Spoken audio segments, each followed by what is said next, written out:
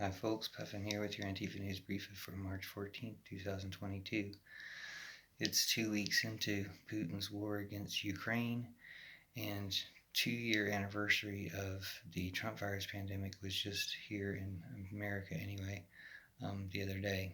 I'll tell you how these things are related in some way, but first, the only good news I hear out of Ukraine really is, besides the Ukrainian army winning mostly and more people going to Ukraine to fight, I guess, and more people getting out is good news. But the best news I hear is Russian troops surrendering. So when hundreds of Russian troops surrendering, that's good news because they were lied to and they weren't there for any good reason to begin with. But speaking of lies, these competing narratives between the USA, the West, and Putin and China even, and on that side, are at a point where they're head to head. One of them's true and one of them's false. And if you've seen my channel, I usually give credit to China and say, I love USA. I love the good things about USA, but I hate the racism, and we have a big racism problem here. And part of it has been racism against China. My entire life, there's been racism in the way China's been depicted or talked about in the media and the news and by politicians. So, and it continues to this day. So,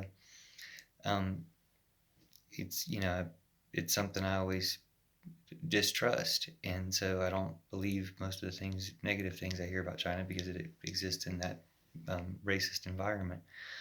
But when I hear what they have to say about biolabs in Ukraine spreading a Putin propaganda point,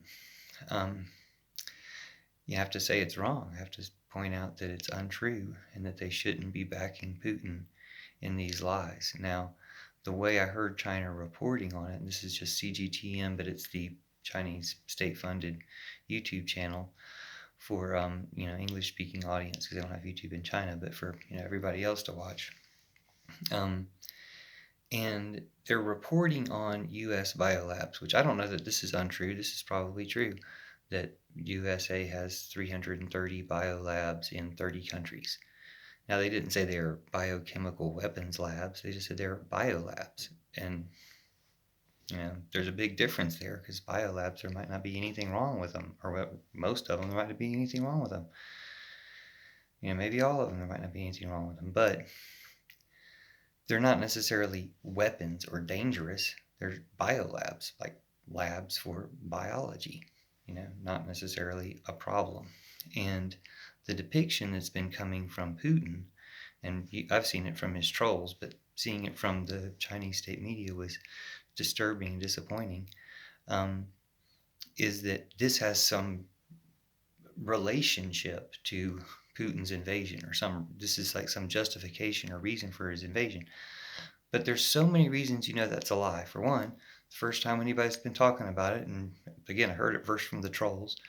Secondly, it's in the context of, you heard from the U.S. media recently that they're going to be trying to talk about some, biochemical thing or a chemical warfare thing that they had to stop as an excuse for, a false flag chemical attack. They were just talking about that a few days ago in U.S. media, like preparing you for this type of story.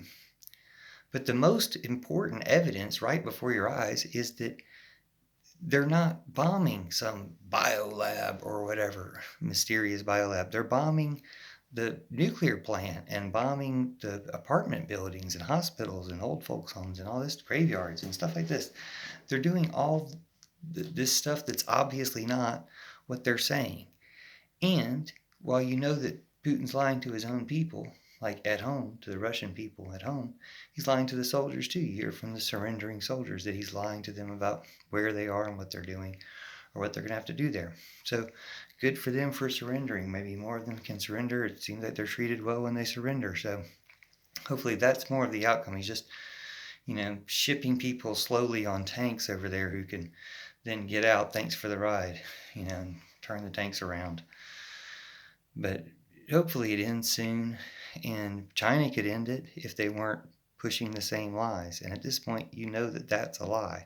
That even if they're not saying directly that it's U.S. involvement, it's a lie to link them and suggest the things that way. Now, again, I've always just favored the way we talk about it, and the worst was the way Trump talked about it. There's some dispute about the origin of the Trump virus, but the reason I call it the Trump virus is because it's really obvious that every day of the pandemic, Trump was trying to spread it as much as he could, and every day for 2 years since, Trump and his minions and all the Trump-Putineers continue to spread it as much as they can.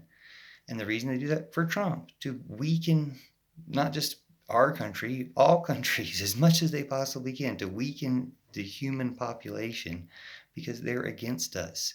So their conspiracy theories that they push out there are all to cover the one conspiracy. It's not even a theory. It's really obvious in front of everybody. It's oil and military and these tyrants against the rest of us.